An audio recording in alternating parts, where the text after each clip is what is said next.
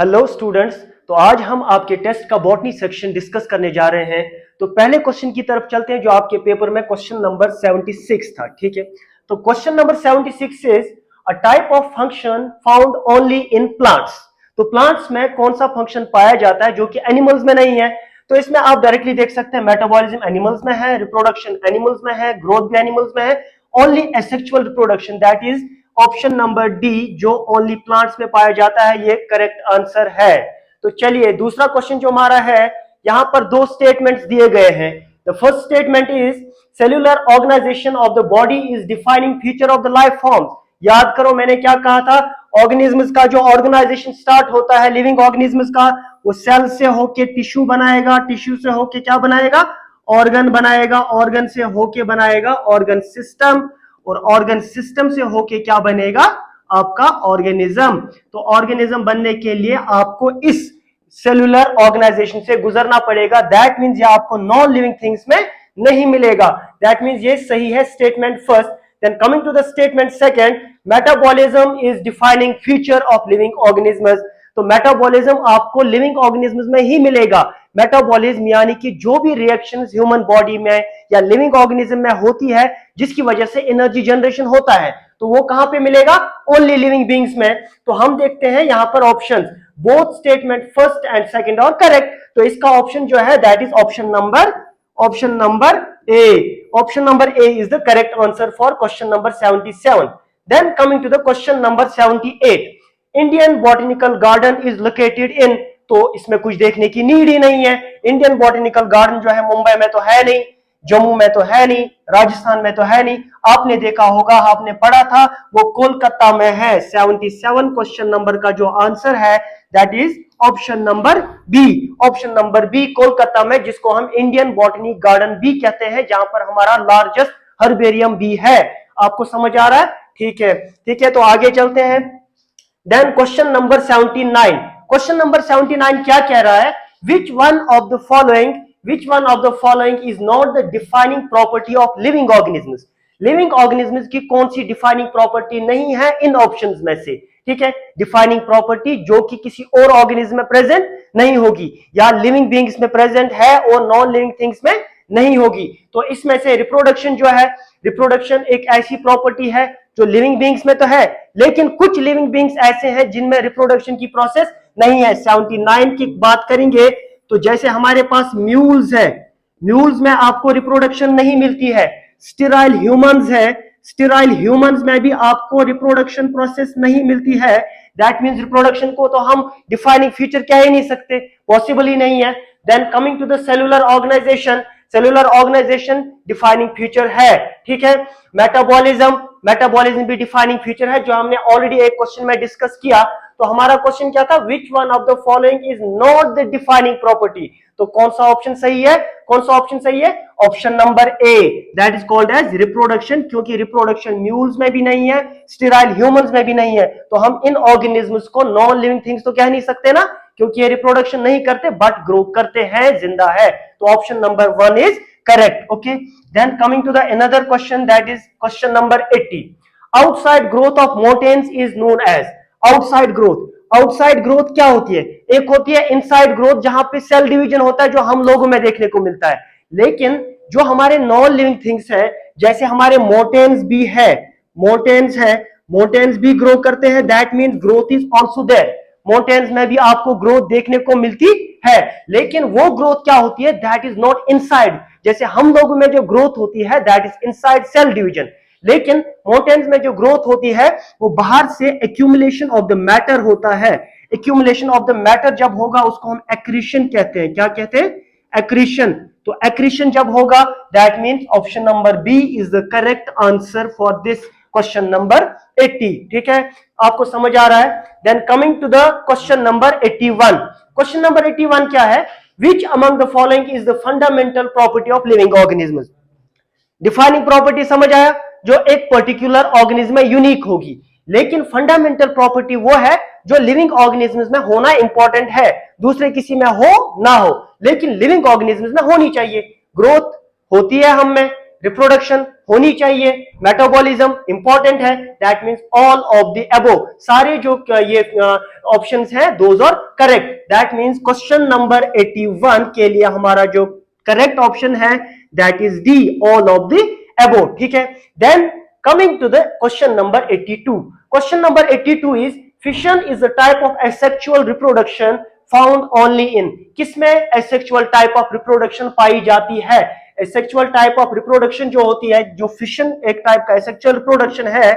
Fission means जब आपके पास एक ऑर्गेनिज्म होगा, फॉर एग्जांपल हमारे पास एमोबा है जो आपने पढ़ा भी है, इस एक ऑर्गेनिज्म का जब डिवीजन होगा ये दो ऑर्गेनिज्म्स बनाएगा, दो ऑर्गेनिज्म्स मींस एक सेल का डिवीजन, ये सिंगल सेल्ड ऑर्गेनिज्म्स में होता है, इस ऑर्गेनिज्म का डिवीजन होगा, ये दो फंक्शनल ऑर्गेनिज्म्स बनाएगा। लेकिन ये किन ऑर्गेनिज्म में होता है? जो यूनिसेलुलर होता है, जिनमें एक सेल होती है। तो option number 1 is correct for 82 question number, option number A. Is this clear? आपको समझ आ रहा है? तो चलते हैं अपने दूसरे क्वेश्चन पे। यहां पर हमारा जो क्वेश्चन है that is about ICBN stands for, question number 83, ICBN stands for, मैंने आप सबको बोला था ICBN एक ऐसी ऑर्गेनाइजेशन है जो नॉमेनक्लेचर ऑफ प्लांट्स के बारे में बात करती है। I means international, C means code, B means botanical and N means nomenclature. तो आप देख लीजिए international code for botanical nomenclature किसमें है? ऑप्शन नंबर ए। तो ऑप्शन नंबर ए इसका करेक्ट आंसर होगा। किसका? क्वेश्चन नंबर 83 का correct answer will be option number A. Then coming to question number 84, तो क्वेश्चन नंबर 84 के बारे में जब बात करते हैं, ये कहता है कि what is the study of evolutionary history of an organism known as, organism की जो इवोल्यूशनरी हिस्ट्री है वो कहां से आया, कैसे आया, उसकी रिलेशन दूसरे के साथ क्या है, उस एक स्टडी को हम क्या कहते हैं? ज्यादा दूर जाने की नीड ही नहीं है। फाइलोजेनी तो इसके ऊपर तो हमने क्लासिफिकेशन भी पढ़ी है जिसका नाम है फाइलोजेनेटिक सिस्टम ऑफ क्लासिफिकेशन, जिसमें हम कंसीडर क्या करते हैं? द इवोल्यूशनरी हिस्ट्री और the relationship of the organism. तो option D is the correct answer, option D is the correct answer for question number 84। Then coming to the question number 85, question number 85 जो हमारा है that is about question number 85, mark the correct one. तो आप देख लो यहां पे एक plant का नाम दिया हुआ है, बॉटेनिकल नेम आर्टिमिजिया एब्सेंथियम। अगर आप रूल्स ऑफ आईसीबीएन याद करेंगे, रूल्स ऑफ आईसीबीएन अगर आप याद करेंगे तो उसमें कहा गया था जब आप प्रिंटेड फॉर्म में कोई नेम लिखते हैं that should be in italics, वो इटैलिक्स में होना चाहिए, इतना ही काफी है। इसके अलावा और कोई चीज देखने की नीड ही नहीं है, बिकॉज कोई और नाम इटैलिक्स में है ही नहीं। तो वो है option number B, option number B is the correct answer for this very question, ठीक है। तो इसके बाद हम चलते हैं एक और क्वेश्चन पे, कंसिडर द टू स्टेटमेंट्स। फिर से स्टेटमेंट्स की बात आई तो याद करो, characterization, identification, classification and nomenclature.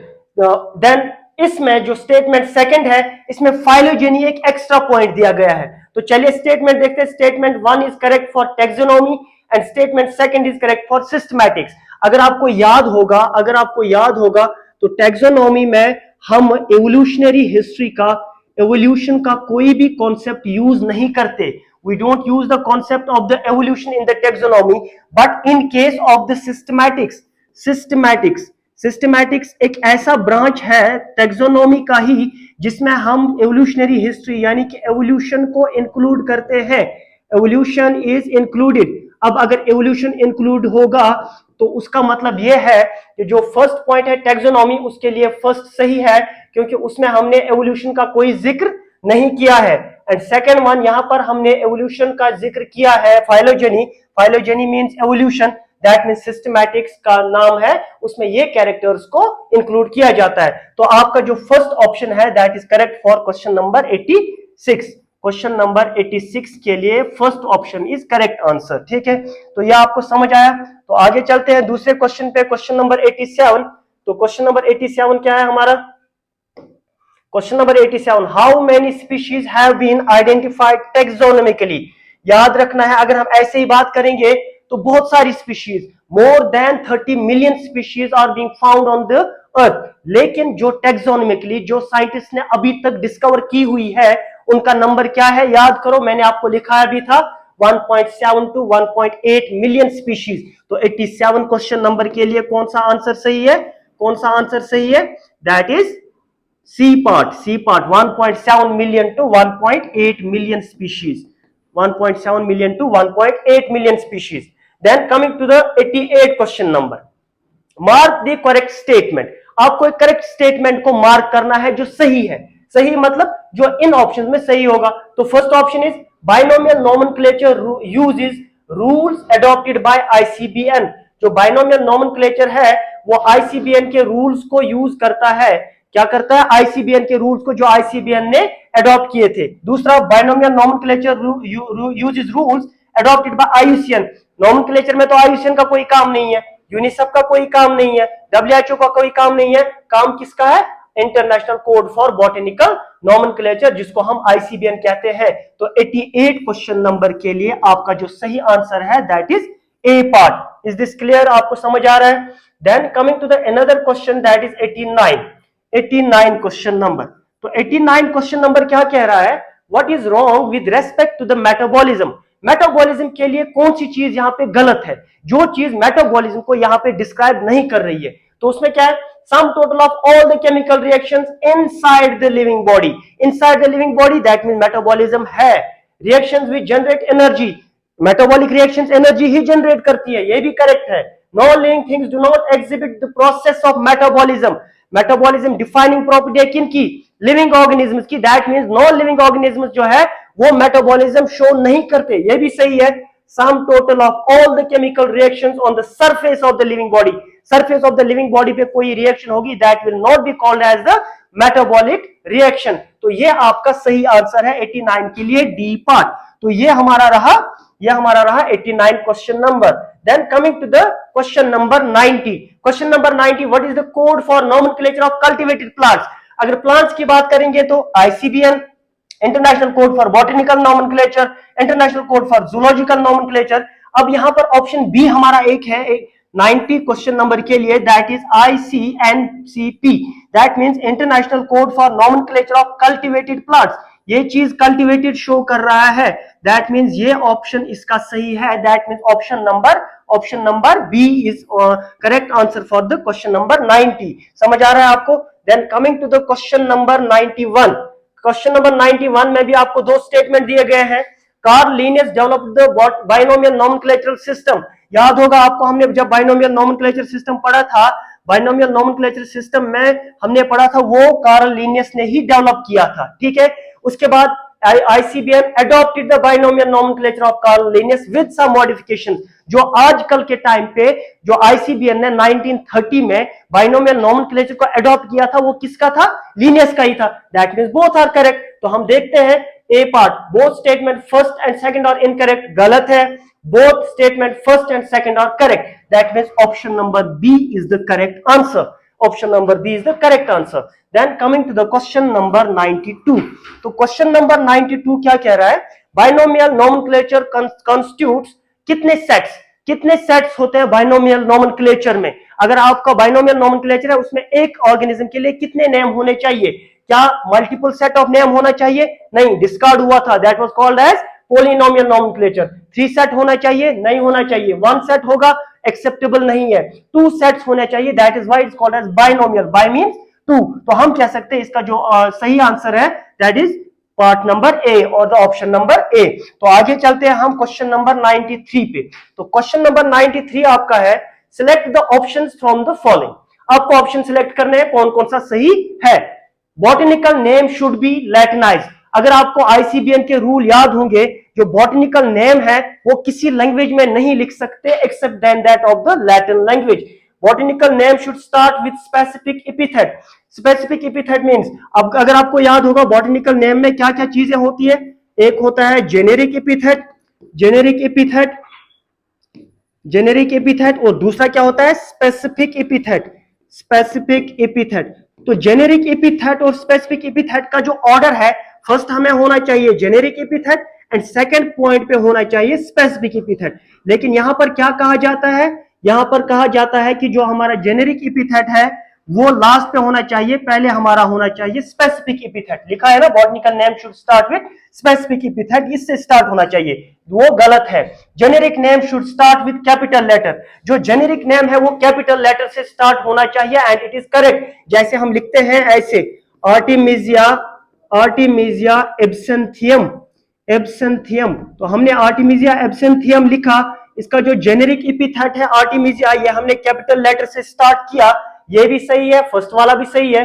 Then fourth one, species epithet should follow generic epithet, जो स्पीशीज एपिथेट है वो जेनेरिक एपिथेट के बाद आना चाहिए एंड इट इज करेक्ट। तो 1, 3rd and 4th, 1, 3rd and 4th, C part for the question number 93 is correct, C part, ये एक करेक्ट आंसर है क्वेश्चन नंबर 93 के लिए। तो आगे चलते हैं हम क्वेश्चन नंबर 94 पे। तो क्वेश्चन नंबर 94 आपका क्या है, that is Aristotle divide animals into, Aristotle ने एनिमल्स को कितने हिस्सों में डिवाइड किया था? ये तो वही अरिस्टोटल है जिन्होंने सबसे पहले टैक्सोनॉमिक क्लासिफिकेशन दी थी। तो किस में डिवाइड किया था? अगर आपको याद होगा उसने दो हिस्सों में या दो पार्ट्स में डिवाइड किया था सारे ऑर्गेनिजम्स को। एक किया था red blood organisms, red blood organisms, ठीक है, एंड दूसरा जो था दूसरा group that was other blooded organisms या other blood organisms, other blood organisms. Red blood organisms वो ऑर्गेनिजम्स होते हैं जिनको हम कहते हैं इनाइमा, इनाइमा, और अदर ब्लड ऑर्गेनिजम्स वो होते हैं जिनको हम कहते हैं एनाइमा, जो मैंने कहा था एम मींस नो और विदाउट ब्लड और विदाउट रेड ब्लड। तो आप देख सकते हैं ऑप्शन नंबर फर्स्ट और option number A is the correct answer for this question. Then another question is question number 95, question number 95, isolated metabolic reactions in vitro और जो outside, in vitro mean जो हम लैब में reactions करते हैं metabolic reactions, उन reactions को हम क्या कहते हैं? उन रिएक्शंस को हम क्या कहते हैं जो आउटसाइड द ये ह्यूमन बॉडी या आउटसाइड द लिविंग बॉडी होती है? उन रिएक्शंस को हम लिविंग थिंग्स तो नहीं कह सकते, ठीक है, नॉन लिविंग थिंग्स भी नहीं कह सकते क्योंकि डिवीजन तो होता है, मेटाबॉलिक रिएक्शंस होती है, नॉन लिविंग रिएक्शंस भी नहीं कह सकते, डिवीजन हो रहा है। उन रिएक्शंस को हम लिविंग रिएक्शंस कहते हैं, बट उन रिएक्शंस को हम लिविंग ऑर्गेनिजम्स नहीं कह सकते। 95 क्वेश्चन के लिए आपका जो क्वेश्चन पार्ट नंबर ए है that is the correct answer. Then coming to the question number 96, तो क्वेश्चन नंबर 96 क्या कह रहा है? Linnaeus divided plants into how many groups and classes. अगर आपको याद होगा कार्ल लिनियस ने दो ग्रुप्स में प्लांट्स को डिवाइड किया था। First one was phanerogamia, phanerogamia, phanerogamia, and second one was cryptogamia, cryptogamia. Phanerogamia वो प्लांट्स थे जो सीड बेयरिंग प्लांट्स थे और क्रिप्टोगैमिया वेयर दोज प्लांट्स जिनके पास सीड्स प्रेजेंट नहीं थे। और फिनेरोगैमिया में इसने 23 क्लासेस को रखा था, क्रिप्टोगैमिया में इसने एक क्लास को रखा था, that means 24 classes and 2 groups. तो आप देख सकते हैं कौन सा आंसर सही है। तो आपका जो ऑप्शन नंबर डी है that is correct answer for question number 96. Then coming to the question number 97, question number 97 क्या कह रहा है? question number 97 क्या कह रहा है आपका? question number 97, whose classification is the first phylogenetic classification? phylogenetic classification सबसे पहले किसने दी थी? अगर आपको क्लासिफिकेशन की हिस्ट्री याद होगी, हमने वहां पे फाइलोजेनेटिक सिस्टम ऑफ क्लासिफिकेशन पढ़ा था। फाइलोजेनेटिक सिस्टम ऑफ क्लासिफिकेशन सबसे पहले किसने दी थी? एंगलर एंड फ्रंटल ने। तो option number A is correct for 97 number question, ठीक है। देन 98, mark the option with correct authorization. तो ऑथराइजेशन अगर आपको याद होगा, the name of the discoverer with that of the plant name, plant name के साथ डिस्कवरर का नेम जो होता है that is called as authorization और साइटेशन। वो साइटेशन मैंने आपको कहा था कि जो ये साइटेशन है it should be in the abbreviated form, जो एक शॉर्ट फॉर्म होती है एक साइंटिस्ट की या डिस्कवरर की। तो स्टिरक्यूलिया वाइलोसा जो है ये विलियम रॉक्सबर्ग ने डिस्कवर किया था। अगर हम रॉक्सबर्ग फुल लिखते हैं ये भी गलत है, अगर हम विलियम रॉक्सबर्ग लिखते हैं वो भी गलत है, अगर हम डब्ल्यू रॉक्सबर्ग लिखते हैं वो भी गलत है क्योंकि ये एब्रिवेटेड फॉर्म्स नहीं है। लेकिन ROXB dot, this is the abbreviated form of Roxburgh's name. तो option number B for the 98 question number is correct. Is this clear? Then coming to question number 99, तो क्वेश्चन नंबर 99 जो है that is about biological system of classification include which of the following. Biological system में जो classification हम देते हैं वो 3 types की होती है, artificial, natural and phylogenetic, based on the characters what we actually use for the classification of the organisms. So option number D is correct for the 99. Then coming to the question number 100 and the last question, which of the following is against ICBN, international code for botanical nomenclature? उन्होंने कहा था कुछ ऐसे rules दिए थे nomenclature of the plants के लिए, ठीक है। तो उनमें एक रूल ये भी था, हैंड रिटन नेम जो होंगे वो क्या होने चाहिए, जैसे आर्टिमिजिया एब्सेंथियम हम लिखते हैं, अगर हम हाथ से लिखते हैं it should be underlined but separately, तो अंडरलाइन होगा। Every species should have 2 sets of names, 2 set of name है। Scientific name should be latinised, this is the latinised name, ये इंग्लिश नेम नहीं है। Names in printed form should not be written in italic form. याद होगा आपको जो ICBN का एक रूल था, अगर हम प्रिंटेड फॉर्म में कोई नाम लिखते हैं तो वो इटैलिक्स में होना चाहिए। देन डी जो आपका ऑप्शन है दैट इज वो इसका करेक्ट आंसर है, option number D. And this was all about the paper discussion. Thank you so much.